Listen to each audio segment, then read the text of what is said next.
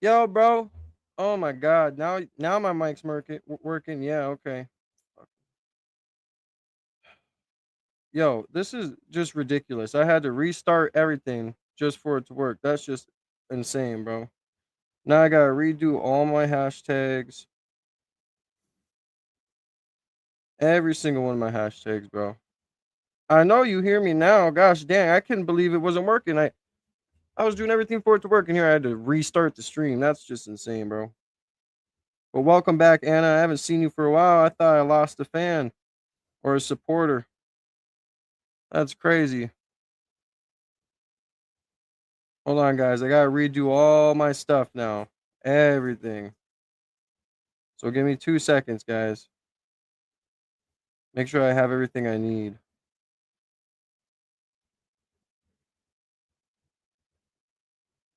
And then we'll go back over everything. We wasted 6 minutes doing that, so that's awesome.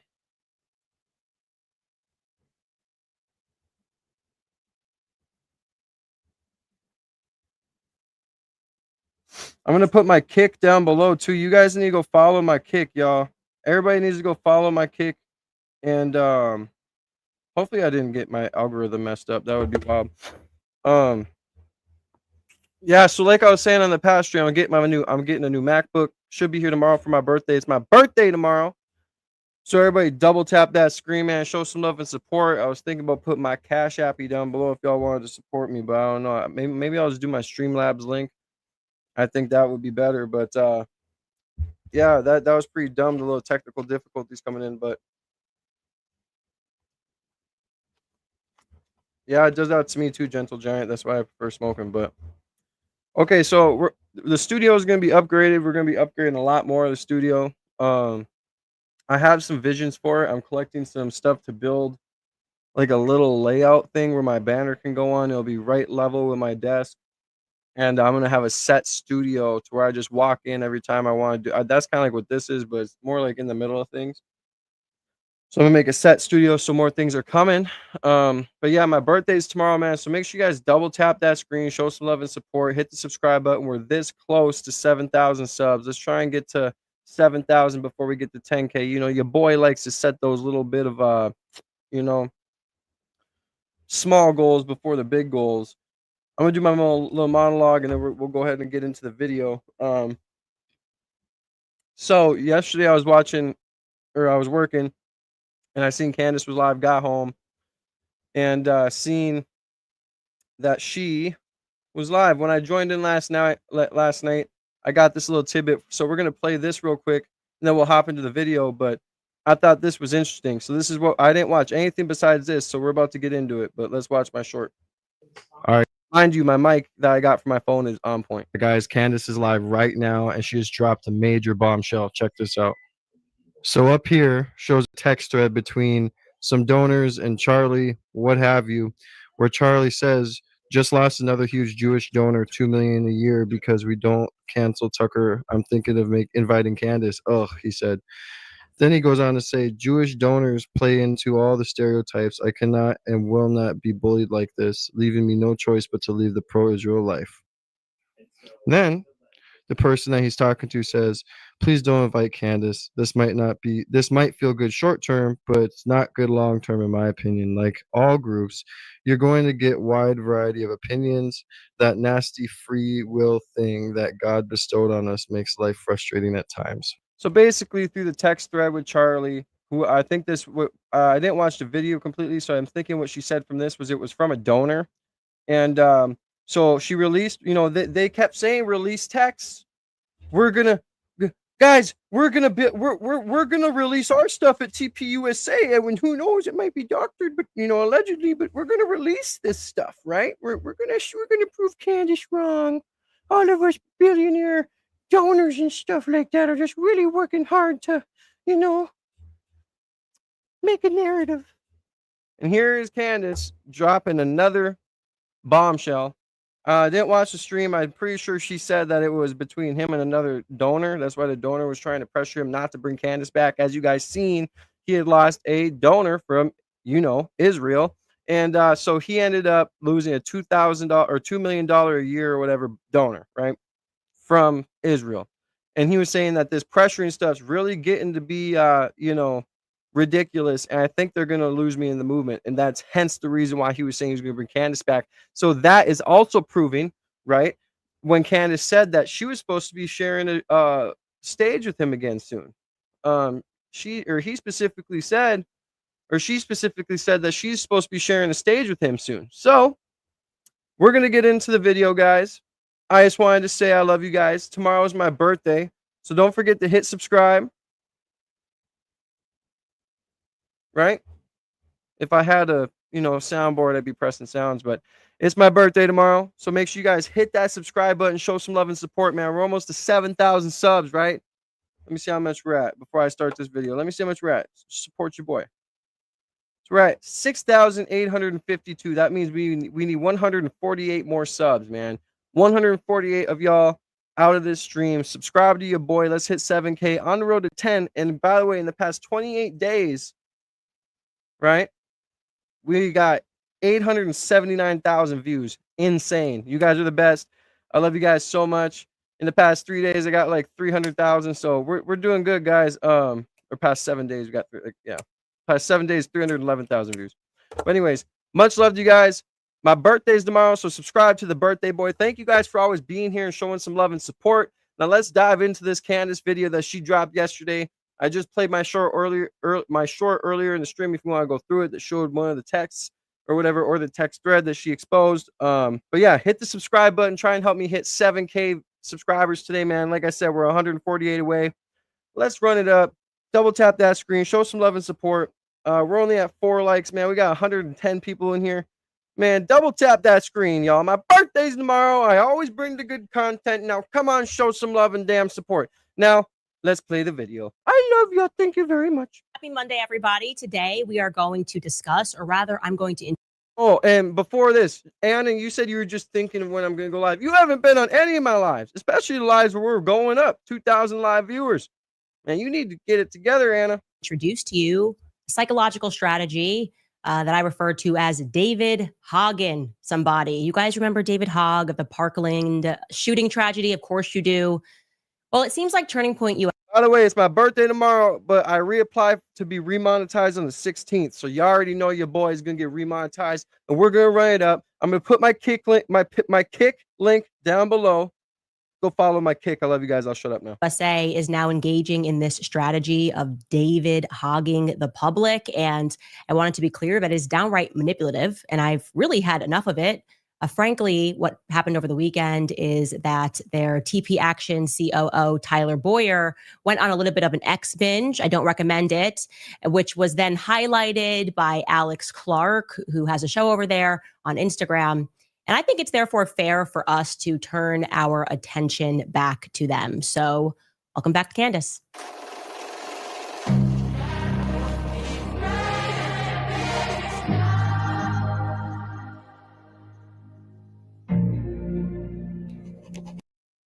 All right, guys, before we get into the video, go follow my kick. Go do it now. By the way, there's 165 of you in here. Double tap that screen. Show some support. My birthday's tomorrow. And I love nothing but to be at my family outside of here, my family on here. I told my family here I don't want no presents. I just love being in the presence of my loved ones. That is what the blessing is every day. Waking up with your loved ones, especially my children, my mother, my best friend, it's always a blessing. So all that other shit means nothing. And so tomorrow for my birthday, man, I am going to do a stream, and I'm going to do a long stream as well. So follow my kick so I can show you guys. I'm not live on Rumble right now. Otherwise, I'd have my Rumble thing down below. But follow my kick, right? Follow my kick. Let's get those numbers up. So if YouTube decides to completely ban me one day or whatever, shout out South Carolina with Lydia. Shout out you. But no, if go follow my Rumble and my kick so we can, run up the other platforms so we can always have free speech. And if you really support me, I know who really supports me when they go follow me on each website, because that shows that you took the time to do that. And you also get your name written down on my wall in Sharpie. If you follow both of them, you get your name written down twice. If you follow one, you get your name written down once. My kick is down below right now. Hit the 3 buttons above my head. Go follow it. Everybody in here, there's 159 of you in here. Let's try and hit 100 likes right off rip. We just need 91 more likes. Double tap that screen. Everybody simultaneously just take your screen and go, and let's get it up. Family is a blessing, Miss N. I agree. Family is everything. That's why I said for my birthday, I don't want nothing. I caught myself a birthday present that is going to improve the studio, that can make me get better quality to you guys. And that's all that matters to me. I just want to be with family after that. So I love you guys. Much love to everybody, man. I'll shut up. You guys only got me for another hour, 15 minutes. If I want to make it longer, I'll make it longer if we keep running it up. But I'm on my lunch. So I love you guys. Welcome in, Cecilia, and let's go. So let me put it to you this way. I'll give you a different scenario.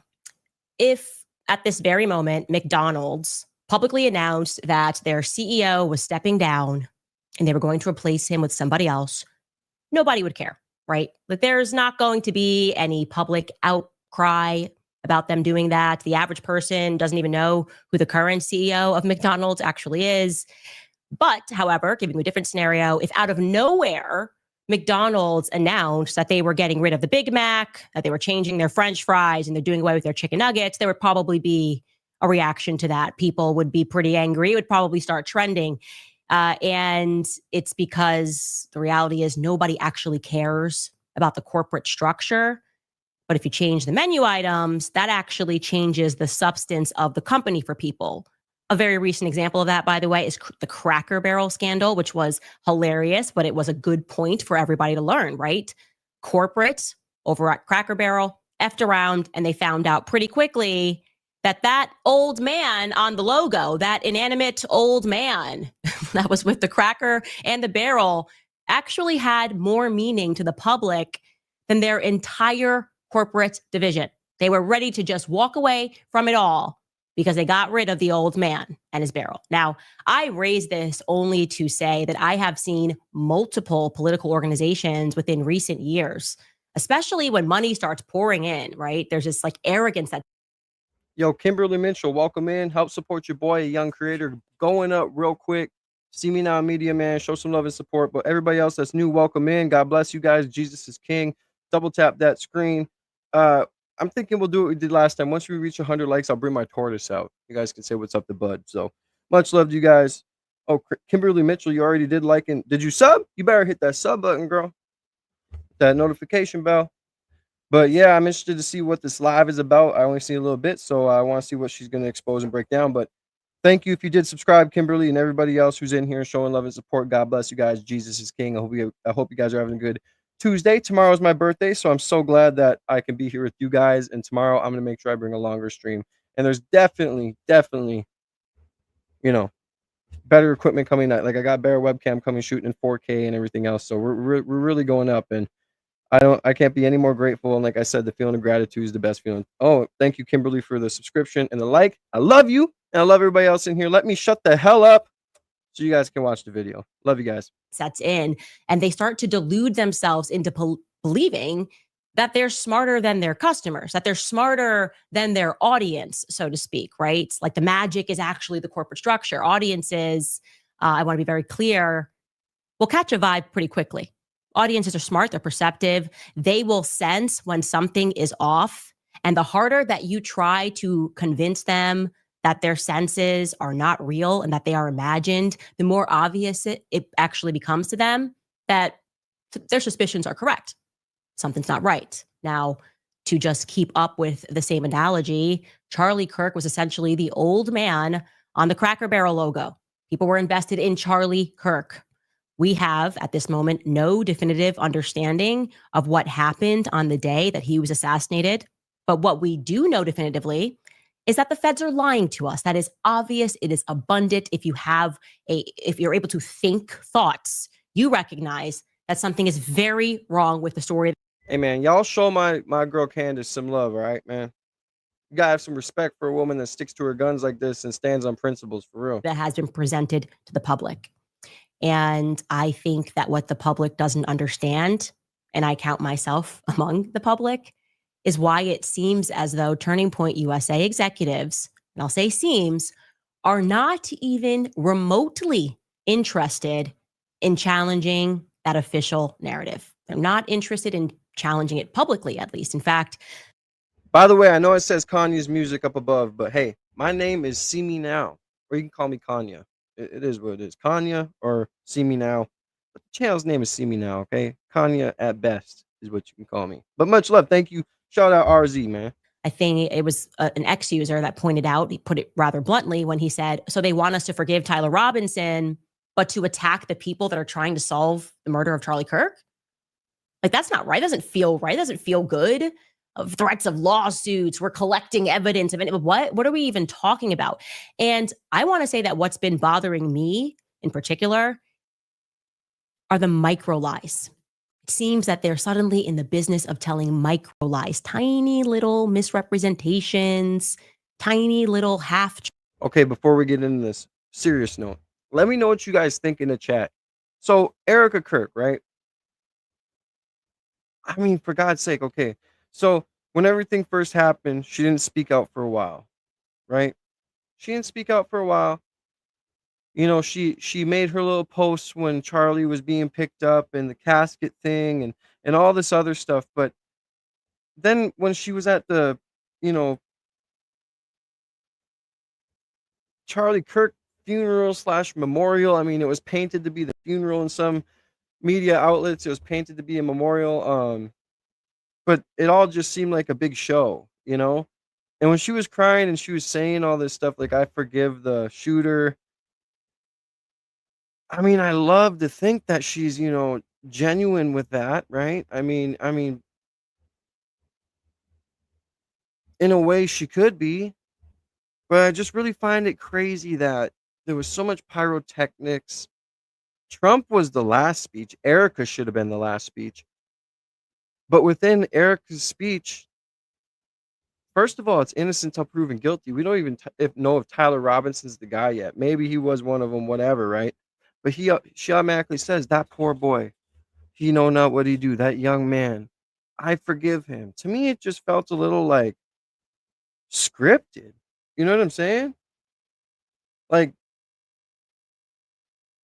how could you forgive him? And then you know what's crazy is that she's on his show now, bro. Like, how you get your man murdered like that, and then you're on his show with the producers just not even seeming any sort of like solemnness. It really makes me hard to believe that they're not trying to go in Charlie's direction. And not only that, but Charlie was an awesome person. Awesome person. I mean, he wasn't perfect. He said things that people don't agree with, but his fundamental things that he talked about were what everyone was pretty much thinking, especially in young men and whatever. That's why he was able to sway votes and sway perception, you know, to his side because everybody agreed with him for a lot of things. And then you see these pictures with Charlie and his wife and throughout the time, and then you hear the accusation that she could be a plant. I'm not going to make that on her, publicly. This is a alleged, conspiracy at this point, right? But it's crazy to think that if that were true, she was with them for how long, had kids with them, this happens, and now look at how she's grieving online. You know what I'm saying? And then if you want to dive down a deeper rabbit hole, I was listening to something else the other day, and they're like, well, what if the Republicans knew that he was going to be president, but he didn't fully represent what they thought, allegedly, and didn't think like they thought and carry out the same values, and they seen he was changing, allegedly. So they did something in the secretism, if you get my drift, like they did something to make this happen so they could have the event that they had with his name attached to it at the memorial to bring all those people there, get all their phone numbers, get everybody's information when they're coming in, saying, of course I want the free shirt. Here, I'll fill it out. And so next election comes, they're going to be texting you. They're going to be sending mail to your house. I mean, this is all alleged. This is all just some sort of, conspiracy theory.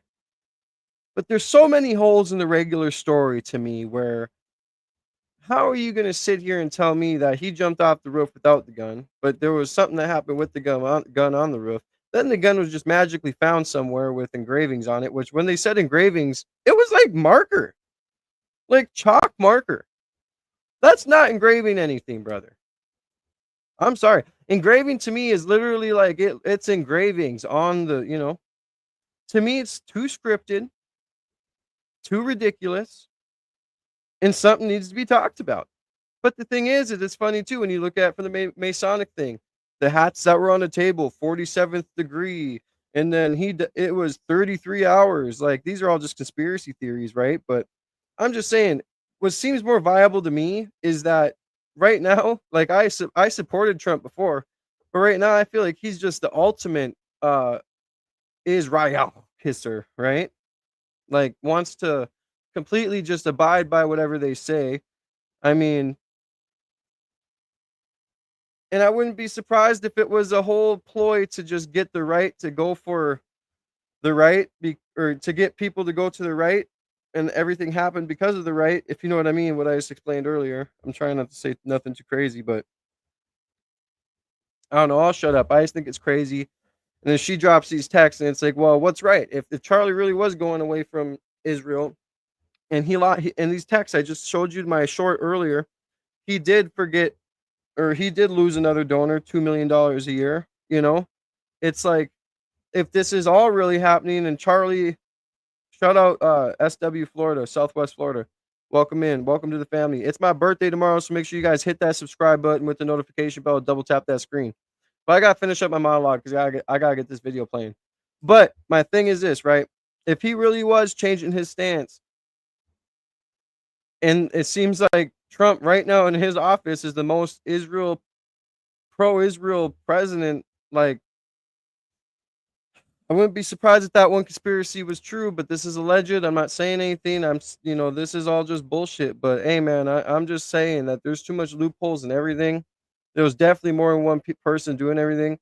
And shout out Ian Carroll. Go follow Ian Carroll for the good breakdowns. Follow me. I try and break everything down and run stuff up. I'm not as good as Ian Carroll, so if you want better work, go to him. But to support a young up and coming person, support your boy. Follow me. Double tap that screen. But let's get into the video, man. I just think that that's crazy though. That there's so much shit going on, but it's like everybody kind of knows that what they're saying ain't really what's going on. Truths that right out of the gate seems altogether unnecessary. It really makes. By the way, Impa Castillo, thank you for saying something, and then you're going into the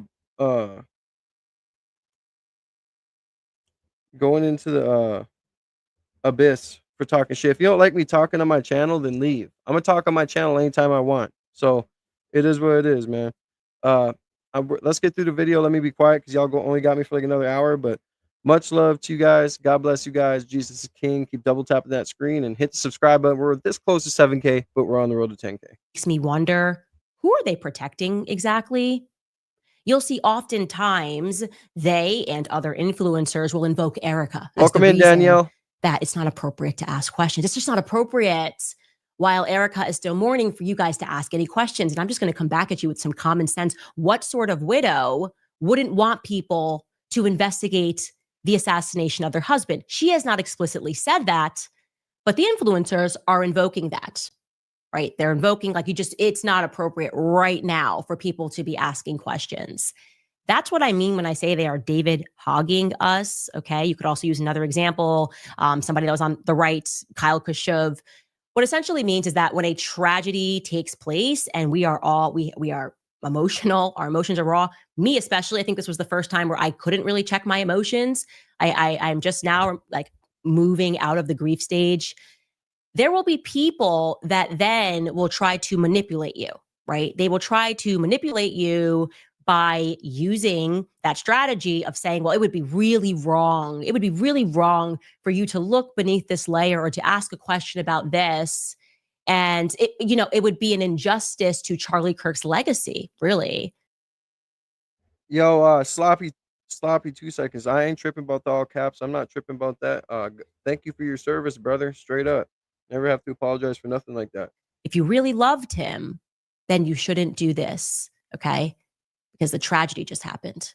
And they did this, David Hogg. You're not allowed to question David Hogg. Like he suddenly became an authority. And no matter what he said, we were kind of told by the journalist that it made perfect sense and he should go to Harvard. And, obviously to the extent that anybody suffers and survives a school shooting, I'm with you. And I think that that's totally fair. But then when you go beyond that, it starts to feel a little bit like you're emotionally manipulating us and that you're actually trying to silence people who have valid questions or criticisms or concerns. That strategy, like I said, it worked on me in the beginning.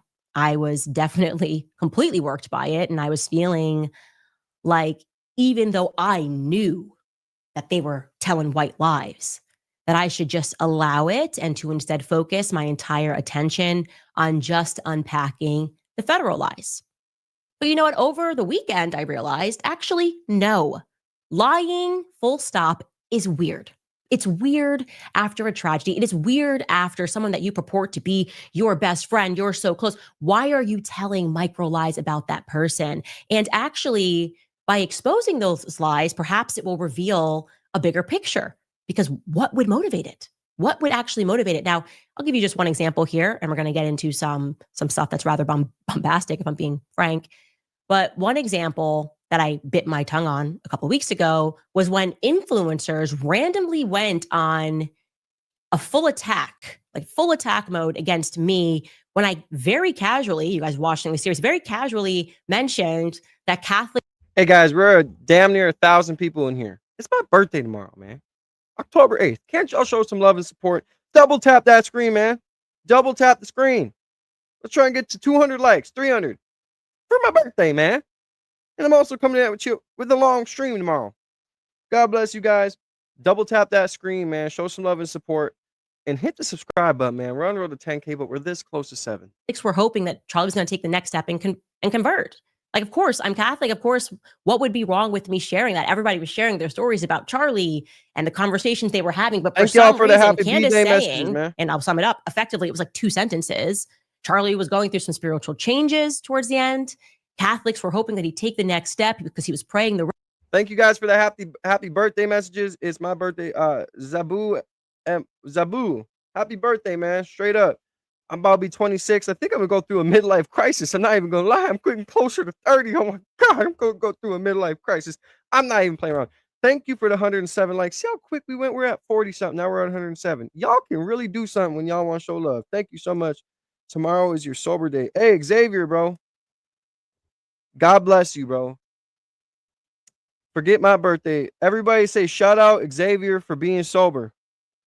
That's the best thing ever, bro. I've been sober for 4 years. And let me tell you what, that's better than my birthday. It's better than anything. God bless you, homie. Thank you for not choosing to be a statistic and getting sober. God bless you guys. Keep double tapping the screen. Say shout out Xavier. Forget my birthday. Say shout out Xavier. I love you guys. Hit the subscribe button. Help your boy get to 10K. I'll shut up. Rosary. I never said he converted because he didn't. That would have been dishonest.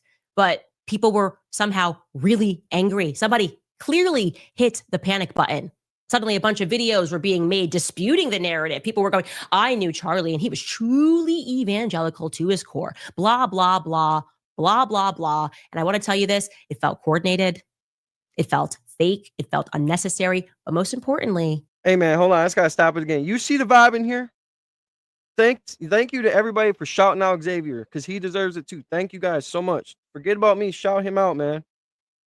Being clean's a big thing. Thank you guys so much for shouting them out, man. We got a good crowd in here today.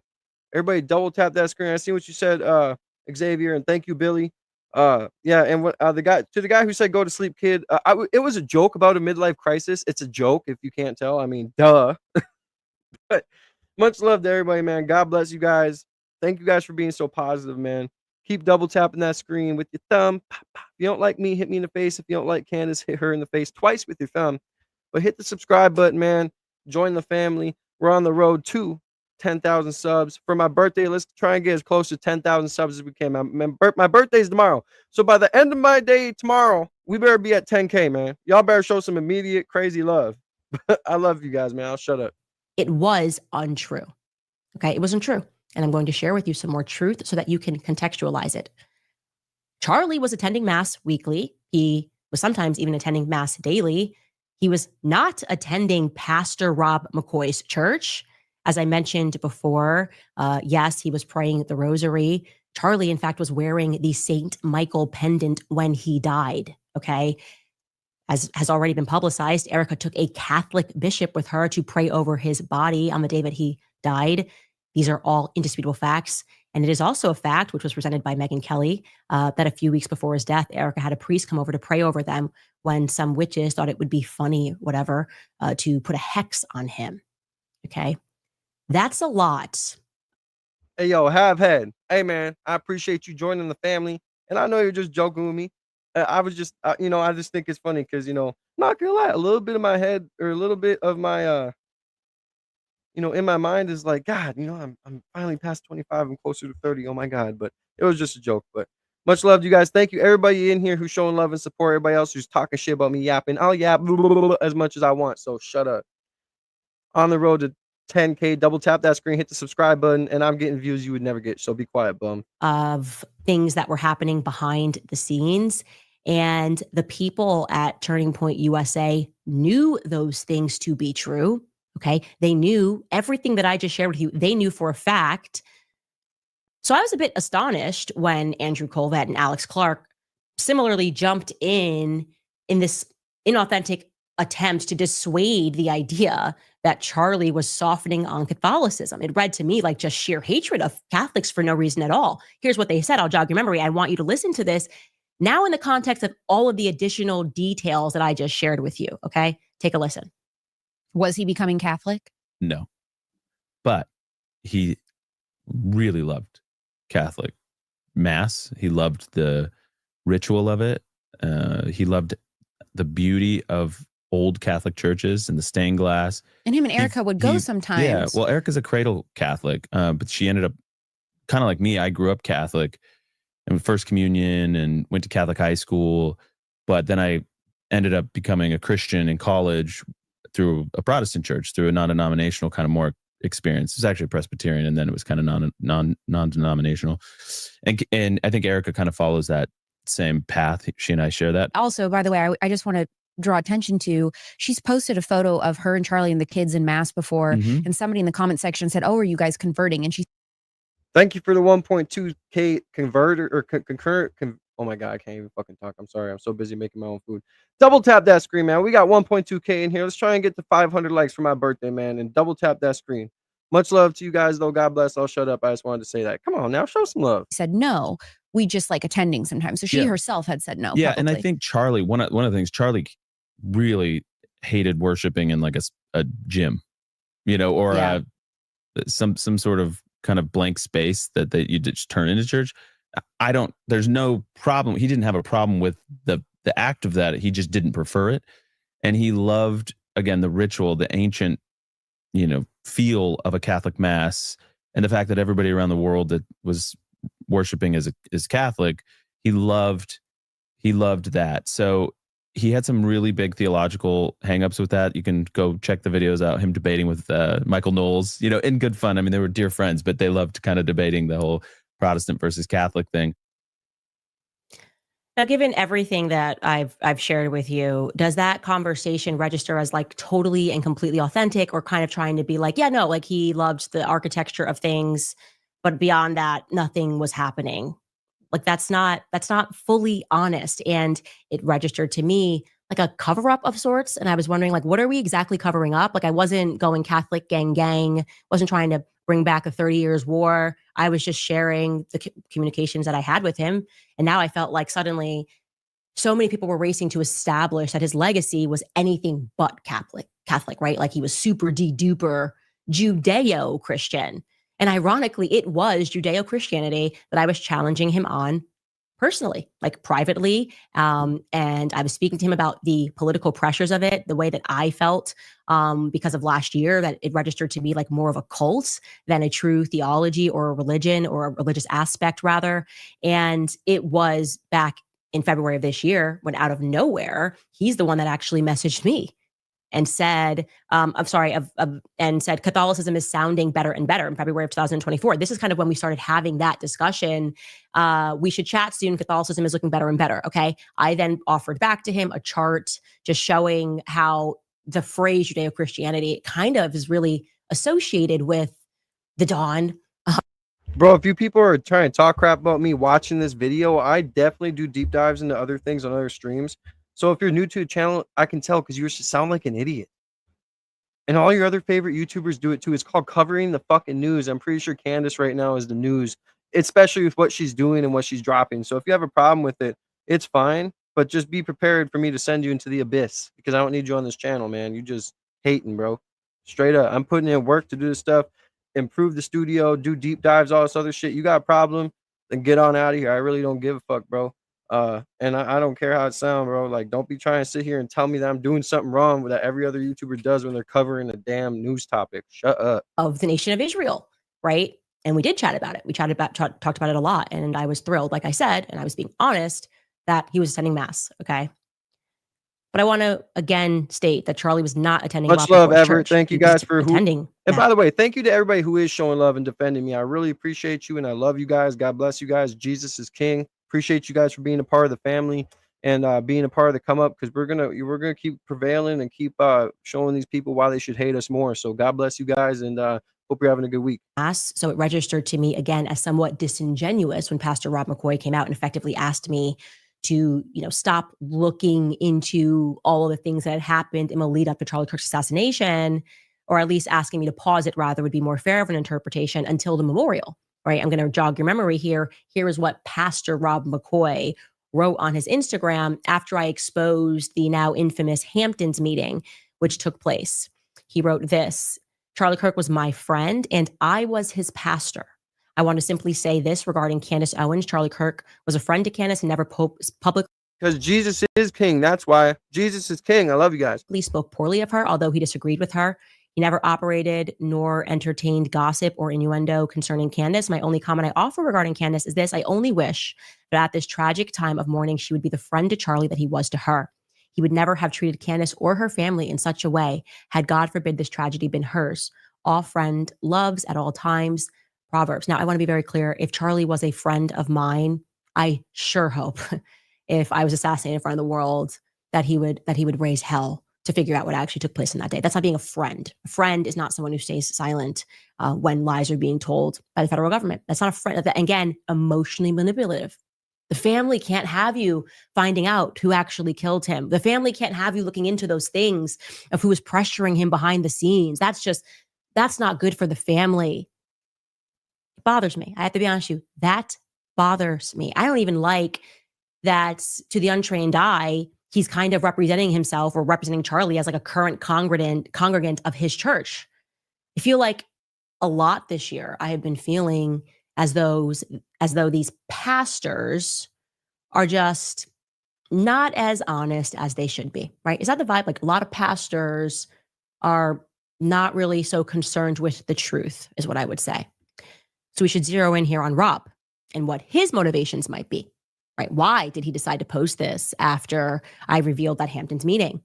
Well, you should know, I think most people do, that both his son and his daughter-in-law work for Turning Point USA. So whether you want to represent that or not, they have a financial stake in the future of the company. He heads up the faith division. So Charlie's faith and what direction it was going into would actually matter, right? It would actually matter if Charlie, and I never said he was going to, decided one day to become Catholic. It would have financial implications. I want to be clear, I never had a conversation that Charlie was in the process of converting, okay? But Rob in particular knew for an absolute fact that Charlie was done with Israel bullying him. That's what bothers me so much about this man. Him allowing these headlines, Charlie's pastor speaks out, crushes Candace because of what she said, not whatever. I don't like it. He knew, and others knew, that Charlie was done with Israel bullying him, and I am now going to present you proof of what I am saying. This is an actual group chat, which happened 2 days before Charlie Kirk was assassinated. There were 9 people in total on this chat, including Charlie and Rob McCoy. I'm going to protect the names of the other 7 for now. To be clear, I might actually release a name every day this week, but I want to show you this because suffice it to say, Rob McCoy was on this text thread, and I think it helps contextualize him as a person, in my view, that he would attack me for telling the truth about the pressure that he was facing. Take a look. So Charlie writes in this group chat, just lost another huge Jewish donor $2 million a year because we won't cancel Tucker. I'm thinking of inviting Candace. Somebody writes, oh. Charlie writes, Jewish donors play into all of the stereotypes. I cannot and will not be bullied like this, leaving me no choice but to leave the pro-Israel cause. And somebody writes, a donor writes, please do not invite Candace. That might feel good short term, but it's not good long term. In my opinion, like all groups, you're going to get a wide variety of opinions. That nasty free will thing that God bestowed on us makes life frustrating at times after the dust settles a bit, maybe. So again, this is 48 hours before Charlie Kirk was assassinated. He was very clear and he was very explicit, and he did not back down, not in that Hamptons meeting, which they're all lying about, nor in this text thread. I'm not going to reveal the names of the other 7. Actually, you know what? I disagree with myself 4 seconds ago. Let's just throw in Josh Hammer for funsies. He's on this chat, okay? She's like, I'm not going to name any other people from this thread. You know what? No, I disagree for myself from 4 seconds ago. Josh Hammer, like, what a fucking savage, man. Double tap that screen. Thank you guys for the love and support. I see you guys going crazy in the chat, but I'm trying to watch this. Love you guys. So what are we to make of that? Okay, now that I'm showing you this and showing to you that the conversations were real, I want you to reflect, and it took me a lot of patience to allow the lies that were being woven and the misrepresentations of people that were pretending that I was just, high on lying about Charlie and the pressure he was under, the attacks that not just me, Tucker Carlson, Megyn Kelly faced for trying to stand up and tell the truth about what Charlie was actually going through. Why are you hearing it, though, from me and Tucker Carlson and Megyn Kelly? Isn't that weird? You got people that are hosting a show. Have they, in like one honorable thing, come out and said, like, you know what? F a couple of these donors who made his life a living hell over the last couple of weeks. Why haven't they done that? There's also a rabbi in that chat. Like, why hasn't anybody made that move to at least say, to vindicate what I had been saying about what he was going through? That registers to me as very suspicious. I'm going to frankly say that it's suspicious to me. It makes me think that in the same way that Charlie was being pressured by money, that you might be now run by that same money, that those same donors might be running you to correct the ship and to focus yourselves on eulogizing Charlie as something and someone that never once flinched, never once for a single second You're good, Corey. Much love. The Israeli cause. Now they want us to suddenly believe the best way to honor Charlie is to shut up.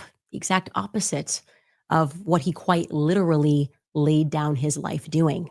Answering questions, turning point. Answering the questions is what he was doing in the second that he died, okay? And we all are feeling spiritually the same way, so I'm just going to say it. They're not grieving right. It's not up to us to decide how people grieve, but I will say unequivocally that you shouldn't grieve by lying or by gaslighting. Is that fair? Can we all agree? You should not grieve by lying and gaslighting the public. They want us to believe that the only way that we can support and honor Charlie's legacy is by donating our money. But it would not be supportive for us to try to figure out who killed him and why the feds are lying. We should instead just trust the feds and excuse their little half-truths that they're telling along the way. Now, on that point, they keep trying to make it seem like it's 13 more beautiful people. Oh, no, I guess 10. Oh, you guys are just running it up. I shouldn't even have stopped the video. My bad. Just keep double tapping the screen. I see you guys are running up the likes. I appreciate you. As you know, I'm demonetized. So the best thing we can do is, go ahead, hit the subscribe button. It's my birthday tomorrow, so that gives you a reason. I appreciate it. But yeah, so just hit subscribe button, double tap the screen, and yeah. Completely normal that 4 minutes after Charlie was shot, someone on their team nervously raced to grab the SD cards, specifically from the camera that is behind Charlie's head. And that was because during that time, I think it's like trying to make it normal that his instinct was to stand on Charlie's chair. Thank you guys for the birthday wishes. I appreciate you guys. Much love. God bless. But also to mysteriously just grab the SD card out of the camera, right? Not only are they pretending that that was completely normal, but they're also presenting it as though it was a heroic act. It was like a forthright, clarified act to do in that moment. And that anyone... Okay, guys, we have gained over 100 subscribers this stream. I thought I would stop it just to say we need 50 more people to hit subscribe, and we're going to pass 7,000. Appreciate all the birthday wishes. Much love to you guys, but we need 50 more people. So that means we've gotten over 100 subs this stream so far. Let's get 50 more people to hit the subscribe button so we can get to 7K. We're on the road to 10. So if you guys want to get me way past 7, that'd be great. Anything past 7 is a blessing after today. But, you know, we're on the road to 10,000, but we're very close to 7. So double tap that screen, guys. Show some love and support. Amanda, shout out UK. Much love everybody else in here. 49 now. Thank you, Andrew, for the subscription. Much love, much love. I hope you guys are having a fantastic Tuesday. God bless you guys. And who uses their own eyes and sees it as maybe a little bit suspicious are just in the business of spinning conspiracies. Now, that's exactly what was communicated by Andrew Colvett when he sat across from Tucker Carlson, who was hosting Charlie's show. And gratefully, Tucker Carlson instantly responded with a much more sensible approach. Take a listen. By the way, just one other conspiracy theory I just want to snuff out here. One of our dear friends that literally from the very beginning started with us and loved Charlie like a brother. CQ, if you don't like me talking, go somewhere else, brother. This is my channel. Actually, guess afterwards. And there's all these conspiracy videos about, like, why did he grab the SD cards? Well, first of all, they're in the possession of the FBI. Okay. It's not like he took them and like ran off with them. Second of all, I asked him personally, I said, why did you do that? And he looked at me and this was his answer. He said, because I know people can be evil. And he did not want that footage being grabbed by somebody. There was videos of people after the incident going and stealing hats off the table. I mean, so I'm so grateful he did that. And that was his instinct. He's like, I'm depressed to know that was why I did that. But I knew that I had to protect that footage because I wanted, I mean, you know, you're recording in like 4K, you know? And so I'm so glad he did that. But Charlie knew the existence of evil. And well, so, can I say, I think that people can feel the existence of evil, and that, just to put in a sympathetic word for people who are trying to make sense of this and coming to the wrong conclusions, I think they're motivated for the most part by pure intent. I think they don't trust the authorities. They have every reason to feel that way. I know that for a fact. Not the Trump administration in general. Like, we're not, you know, there's been a lot of lying and it's corroded the trust.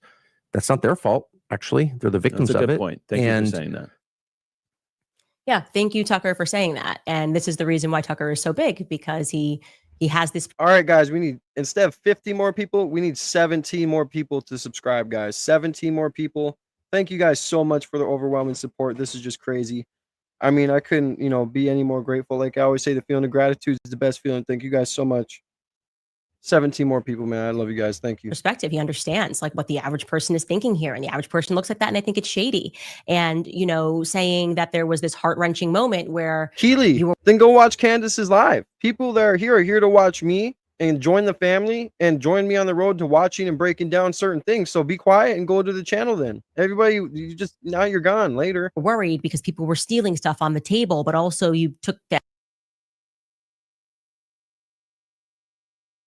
and theft. Maybe you took the SD card out and not the very expensive camera, which is if you were worried about stealing and theft, maybe you would take the camera. But more importantly, there is he says that the feds, that he gave it to the feds, right? Now, he doesn't insinuate, obviously, that they don't have the footage. Turning Point does have the footage. That's very clear. I saw partially the footage, which means it made it back home, or maybe they had it back home because they were recording it live, whatever it is. It was being live streamed. But what he said actually conflicts with what Tyler Boyer is about to say, what he said over this weekend, okay? Tyler Boyer, like I said, he's a COO of Turning Point Action, and he went on this kind of bender, worst kind of bender, Twitter bender, defending the organization. He thought he was defending them against public sentiments, during which time he refutes what Andrew Colvett is saying about the SD cards. Andrew says the Turning Point employee was worried about. What are your guys' thoughts about the SD cards? I mean, I don't know. To me, it was kind of crazy that he went and took them, but then again, Candace got to watch it. I don't know.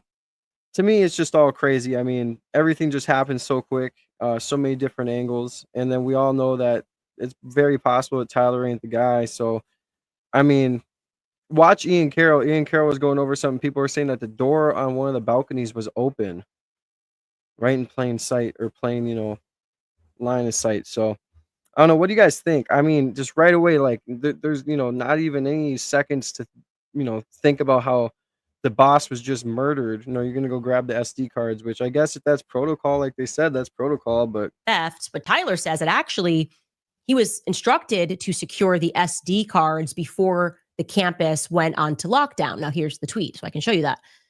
Somebody said, rightfully, emotional manipulation and falsely equating scrutiny as some form of hate speech is not going to work here. You and Colvett admitted that the staff tampered with cameras and the most crucial video evidence in the largest political assassination in decades. Hiding makes him look guilty. And Tyler countered, dude did not tamper with anything. Yes, he did. I mean, they still haven't even released the autopsy. Crime scene.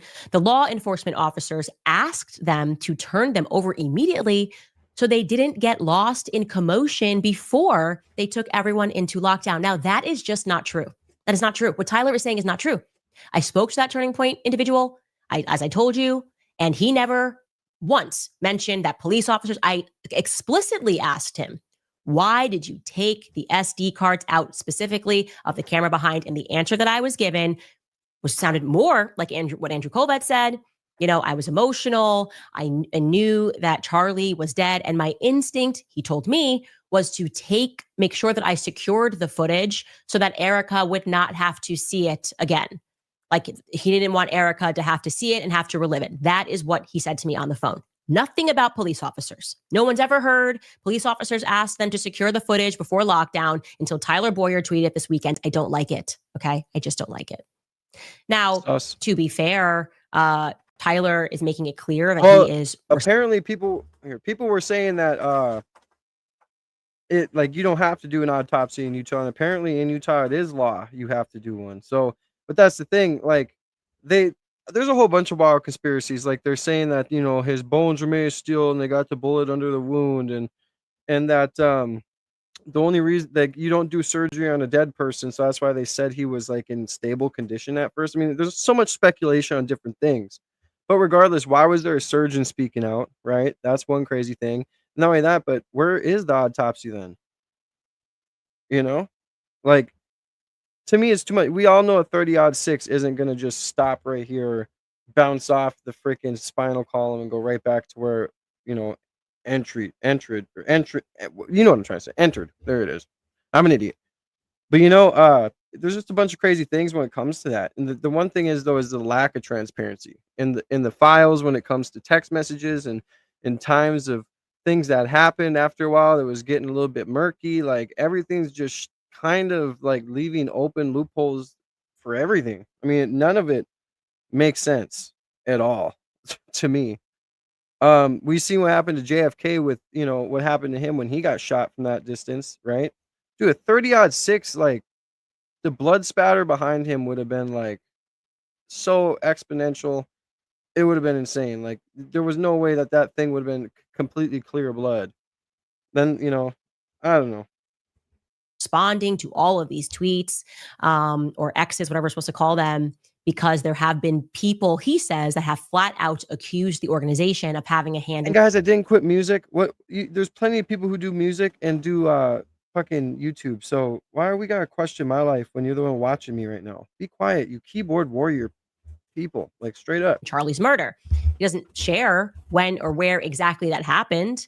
I think people feel you're being dishonorable by not questioning the narrative, but I haven't read anybody that's explicitly accused them of murder. In fact, the tweets that he's responding to all seem to be pretty fair, in my opinion. Now, regarding the missing campus footage, there is a user that begged Tyler to file an FOIA request, and that user wrote this: please, I beg you, focus on getting the security footage of the sequence pre-jump off the Losi building where we can see Robinson in shot position and corroborate the story. Like, file an FOIA, get that footage, keep it simple. And he responds and he says, guys, there's camera footage all over that campus that the police have, plus all the cameras that we had. They likely won't release it until the trial. Now, there's just one problem with that narrative, right? If they have all this footage and they're just not releasing it because they just want to, they're just worried about the trial. They want to make sure they win the trial. What's wrong with that narrative is the manhunt that took place. If indeed they have tons of footage from all these different angles and some of All right, guys, 3 more people just need to hit subscribe, and we are at 7,000 subs. Thank you guys so much for all the love and support, man. 3 more beautiful people just need to hit the subscribe button, and we hit 7K, man. Just one more milestone. That means we just need 3 more thousand to 10. We're just gonna keep going up from there, and soon be the play button. So much love to everybody, man. Thank you guys so much. We couldn't have had a better stream before my birthday. Tomorrow I'll be having a birthday stream, and we'll be doing some deep dives into a lot of stuff. Got a lot of notes taken and stuff. So thank you guys so much for showing some love and support, man. It's crazy. I'm just so grateful. Thank you guys so much. 7K. Here's a 7K, right? in 4K, which they do. This is why we've been saying the feds are lying from day one.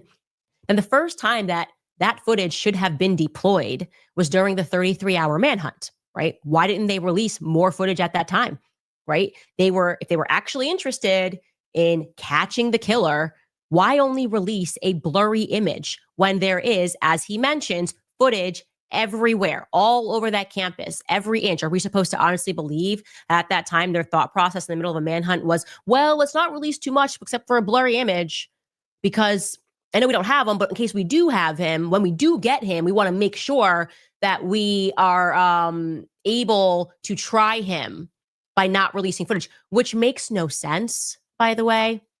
I think this is what happens when a company loses their, as South Park ribbed him, master debater, right? What they're saying does not make sense. These people could not win in college campus debates without Charlie, okay? Because the reality is, if releasing footage, okay, if releasing clear footage of what happened on that day means that you are going to lose in... Randy, Israel already owns TikTok, Paramount. That means they'll be owning UFC. So I'll be surprised if they own YouTube soon. Bunch of stuff, man. MSNBC or NBC. A bunch of, dude, they're like buying everything, dude. I can't remember his damn name. I screenshot it last night. My damn cat is like making a ruckus in the background. But yeah, man, they're buying everything. I will be doing a deep dive on that tomorrow. Court. That it probably signifies that the person that you are trying to bring to court didn't do it. And if they're somehow vindicated by the footage, if you're like, I released the footage of him jumping down on the center and I show him firing the shot, but like that totally vindicates him, then you got the wrong guy, right? Having more footage, examining more footage, and examining more evidence should further incriminate Tyler Robinson. It should also go a very long way in getting people off of these quote unquote conspiracies. Common sense is what I said from the beginning. Release the footage, which you do have in your possession. It's not like just the feds have this footage. Release the footage, because then people will move on from quote unquote conspiracies. So everything they're saying right now doesn't make sense. And they're not smarter than the public, right? And Turning Point is not going to survive this sort of an attitude, name calling, threats to sue, calling people demonic, possessed by demonic spirits, because they're rightfully asking questions of the most high profile political assassination since JFK. It's just not going to work. Free PR advice. It is not going to work. I want to show you one more thing too, because I am quite stunned by the audacity to call me out, Alex Clark to like call me out by sharing on her profile something that's just fundamentally untrue. But before we do that, I'm going to throw it to a couple of our sponsors. First, precinct that was at their first year, so we'll go back to it's pretty gross. It's clean with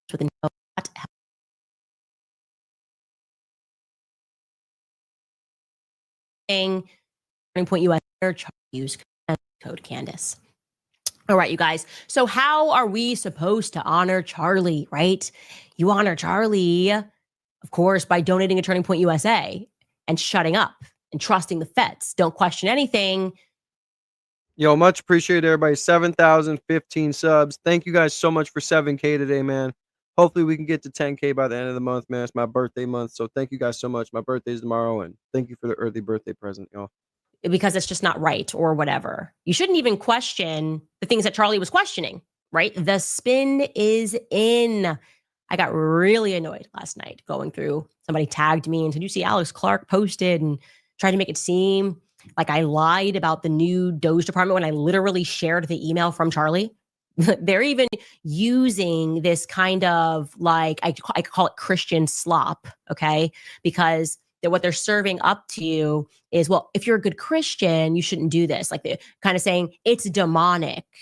You're possessed by a demon if you want to pursue truth. Said literally no one ever but Satan incarnate, okay? Truth is truth. It is always appropriate. Another one of these talking points that are coming out is people are doing this for clicks. They're motivated by money. Thank you, Miss Ann, and thank you, Michelle. Much love, much love. Yeah, thank you guys. 26 years around the sun. So thank you guys so much. And thank you. Yeah, 7K is a big milestone for me. We're on the road to 10, then 20, then 30, then 100, man, straight up. Do you guys understand the tens of millions of dollars that Turning Point USA made in the 2 weeks following Charlie Kirk's assassination? It would be insane for a person to suggest that if a random guy on YouTube catches 1 million views discussing ballistics, which there have been many gun guys who have done videos on ballistics and caught 1 million views, that's somehow immoral because they're maybe going to make $10,000 if they keep that up for an entire month. Like that is insane. And it actually relies on financial literacy to think that that's immoral. Good for them. Good for them. If you have a small account and you somehow got 1 million views because you told the truth, then bless you. Okay. Don't let them shame you. You're doing it for clicks. Oh, no, their account talks about ballistics all the time. This is now just a political assassination, the most high profile ever. And people want to understand every aspect. So we're clicking and we're watching these individuals that look like they know what they're talking about, especially in the absence of any truth coming from the quote unquote authorities.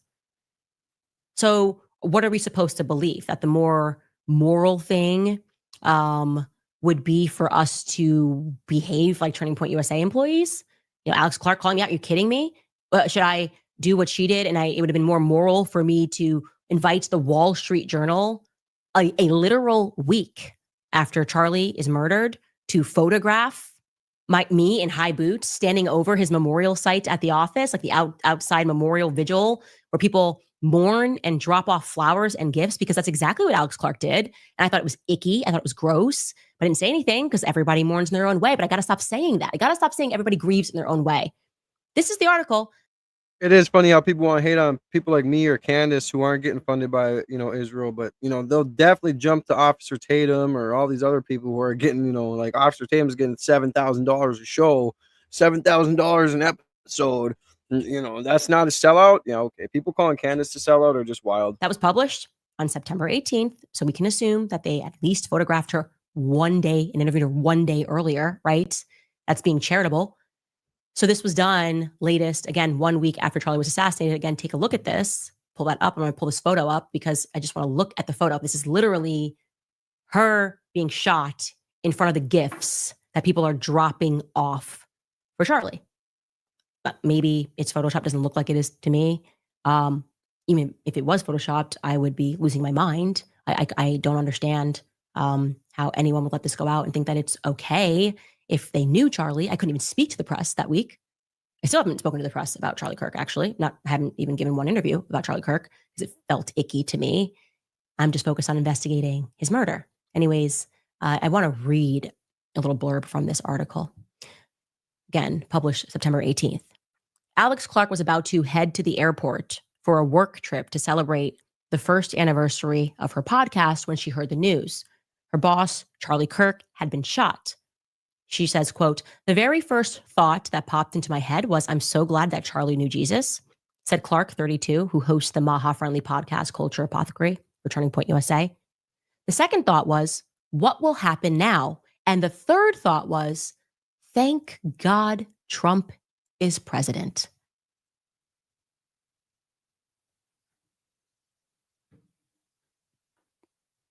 I don't know.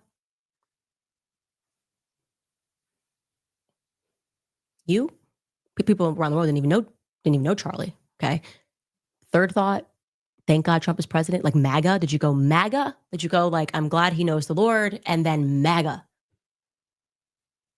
What are we missing here? What like, does that feel okay at all? Goes on to say she praises the FBI director, Kash Patel, and his deputy, Dan Bongino, for their leadership in the hunt for the suspect. What's so crazy is that we have them in office because of Charlie, Clark said. So honor the feds, quick pick outside, and also MAGA hard. That is like, I'm sorry, I get it. Everybody grieves differently, okay? But not that way. The last thought that I had as I spent days crying, okay, had difficulty physically pulling myself out of bed, felt like I was being a bad mother, was, man, I'm sure glad Donald Trump is president. MAGA. I didn't feel that way. In fact, I was angry. I remember feeling angry when Trump moved to kind of like do a same time post, Bibi Netanyahu, and then like publishes a picture of Charlie with an Israeli flag behind. Was pretty angry about that. I thought, yuck, that's gross. Have you no dignity and respect? Post a picture of him with his family, you know, trying to like already sow seeds into people's minds that like, no, he like kind of died for Israel, loved Israel so much. This would be appropriate, especially in the context of the message I just read to you. It was gross. Thank you guys for the 7K again. Much love to everybody who's in here. Thank you. Nanjetti. Virginia, welcome in. God bless everybody, man. Keep double tapping that screen. You guys got me for about another 20 minutes. I'm going to head out. I got to go back to work, but I will be back on. If not tonight, but tomorrow I will be doing a birthday stream for a while. So much love to everybody, man. I hope you guys are having a good day. And God bless everybody. Thank you again for the 7,000. And we're on the road to 10,000, man. We're just going to keep climbing, hitting those small goals and doing good, man. Thank you guys so much. I'm so blessed to have you guys in here, and new people always join the See Me Now movement and the family and taking interest and, you know, really join the family and show love every day. I thank you guys. But anyways, I don't know why. I don't know why, but the people that are critiquing us for investigating the murder are not critiquing themselves and not holding a mirror to themselves. Anyways, Alex has decided to share a total half-truth PR spin on another tweet from Tyler Boyer, where he responds to someone asking about Charlie establishing a Doge department. Again, we presented that to the public. We showed the internal email, the internal memo that went out. It was Charlie in his own words. We showed the whole email. I didn't read the paragraph where he announced that Justin Strife would be the COO, but we read the entirety related to the Doge department. And here's what Tyler says about that. Thank you guys. Jesus is king for sure, guys. Much love to you guys. She took a sentence and made something up. TPUSA doesn't audit every year, always has. Charlie constantly look for ways to make everything we do more efficient. That's TPUSA. It operates 8 times more effectively than any other similar operation. So what did I make up when I shared an email and Charlie said he wanted to establish a new Doge department?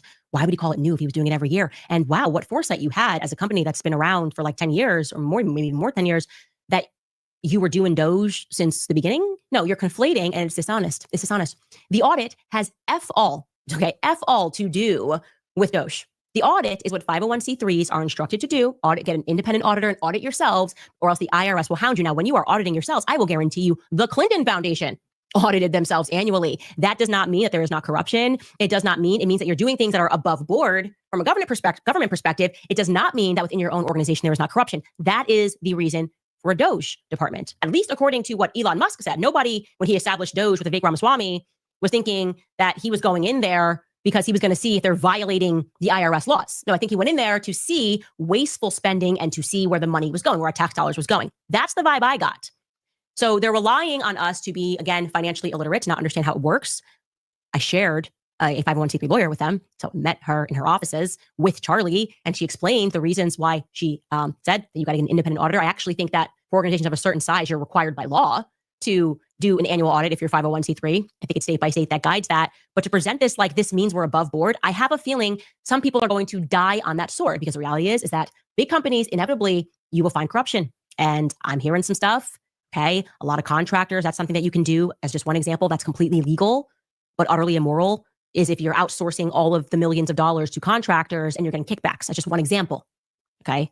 So I take money from donors and then I show that I'm paying out to a contractor who doesn't work for Turning Point USA, but that contractor is then somehow paying me back. That would be something that wouldn't flag the IRS, but then would flag a CEO and a Doge department if they started looking at where the money was spending. I hope that clarifies matters. Now, shifting gears only slightly, I don't often or really ever speak about my faith journey, right? Because I'm still on it. and I don't want to make a mistake or be wrong. And in many ways, I kind of feel like this pressure that I don't want to let Catholics down because I don't know everything. And I prefer the people that have been Catholic forever to speak on things people are going. And I stopped attending that day because I realized something's not right here. I want you to listen to this pastor's words because you might too feel similarly inspired to recognize that something is wrong. And I want to also be clear here. It's not every pastor. It's going to be fair for me to say that. But pastors that have a very strong political bent, something's not right there. Right. Now, to tee this up, the title of his sermon is What Has Defiled You? And he has decided for this particular sermon to pull from Paul's letter to the Corinthians. And that specific biblical passage that he cites is chapter 7, verse 1. And it reads, the Bible reads, "Therefore, beloved, since we have these promises, let us cleanse ourselves from everything that defiles body and spirit." Bro, how's this guy going to like 20 different accounts to call me a Jew? Just say I'm mad. Like, I'm not mad, bro. You're just a keyboard warrior. Why would I be mad? I'm just getting you out of here. I mean, that's like complete level of like no life, going to like 5 different accounts just to talk shit. Let me guess, you got a 6th one, right? That's crazy. Man, the love prevails, hate definitely goes away, bro. Perfecting holiness in the fear of God. Look, there's a 6th account. What a Now, you guy. don't need to be a priest or a pastor What a to loser. think right now about. Yo, everybody shout out Victim Brent for being a loser. And going to 6 accounts to say some stuff. I mean, what a guy. I'm not mad. I mean, it's just kind of funny that you're like this big of like a like a low life. That's wild. I guess another account goes in the abyss. I don't know. Crazy guys. Crazy what kind of people you see online. That really does show the craziness in the world. What you might perceive is the point of that passage. Probably thinking through it. Yeah, yep, it's important. Body, spirit. Probably not what you're thinking right now is that this has something to do with Megyn Kelly. You're probably not thinking Paul wrote this letter to the Corinthians because there's a point that he wants to prove about Megyn Kelly. But he's going to get there. That's how this pastor's going to get there. He's going to explain that. Take a listen. Why am I bringing this up? Because I was watching an interview with Tucker Carlson and Megyn Kelly, and this is what they said. Everyone under 30 in America is against Israel. The older generation's not, because we've seen the Six-Day War in 1967. There wasn't a narrative that was so prevalent right now with foolish people that are so deceived, like a Candace Owens and like a Nick Fuentes, and young people are eating that up, and they're changing their philosophy on what these people say. That do not base your ideology unless somebody has a Bible open. That is where your ideology comes from. You're going to be like that tree-hugging hippie mom that I'm trying to save her kids from being bitten by a rattlesnake and dying, and she's all worried about some habitat when she knows she's not welcoming in rattlesnakes in her home. And our ideologies, when we really, really think about them, they've been formed by a society that is not basing everything they believe out of the Word of God. And I challenge you today, if I've said anything that you don't think is right, bring your Bible and show me. Because if I'm wrong, I want to know. Challenge accepted. Challenge accepted. I really, look, far be it from me. I'm not a seminarian. I really don't think that is what Paul, I don't think it was about Nick Fuentes. Call me crazy. I know you guys do on Sundays, but I don't think it was about Nick Fuentes and Candace Owens and the modern created state of Israel. Again, I could be wrong. I'm open, like you, to being incorrect, but it's just like there's something that is so fundamentally disgusting, and I hope you guys agree, about using the Bible to justify your own personal rants, using the Bible to justify why you're attacking somebody, preaching a sermon. Like, just start a podcast. You can be like me, right? I'm not sitting here going, turn your Bible here, and you are, defiling, blah, blah, blah. And what this really means is like that turning point is like there's something so incredibly evil about that. He has a quick second here when he wraps up his points about me that I want to get to, because I've started to realize I don't even think he knows what defile means, actually. Take a listen. You need to go to the Lord and say, what has defiled me? Hopefully, some of you that have been defiled with the nation of Israel because you've been in an echo chamber of Nick Fuentes and Candace Owens, that defilement has now come off of you, and you're going to block them because they're anti what Scripture says. What defiles you? What defiles you? So I think what he's saying that I'm being charitable here. He's suggesting like you'll somehow be saved if you block me on Insta. What is this? Actually, what is that? I'll tell you what it is. It's completely heretical in a theological sense, but it's also unhinged. It's just unhinged. He looks bro, these are unhinged. It's like Ray-Bans. it's like so much relies on him getting his point Ray-Bans. across. Probably some So he just stuff like you opens never his afford. Bible, points to a verse, and just throws it up and says, Just in case you didn't hear it, these are Ray-Bans, brother. Just in case you didn't know. Probably some stuff you can't afford. whatever he wants to. He's basically me on like AIM when I was in the 8th grade, picking out quotes from like, whatever those quote websites are and just like throwing it on my away message. There's no rhyme or reason that he's doing this. Just feeling that he has, and he wants to express it and justify it using a quote without its context or even understanding of why that quote was said or why that biblical passage was written.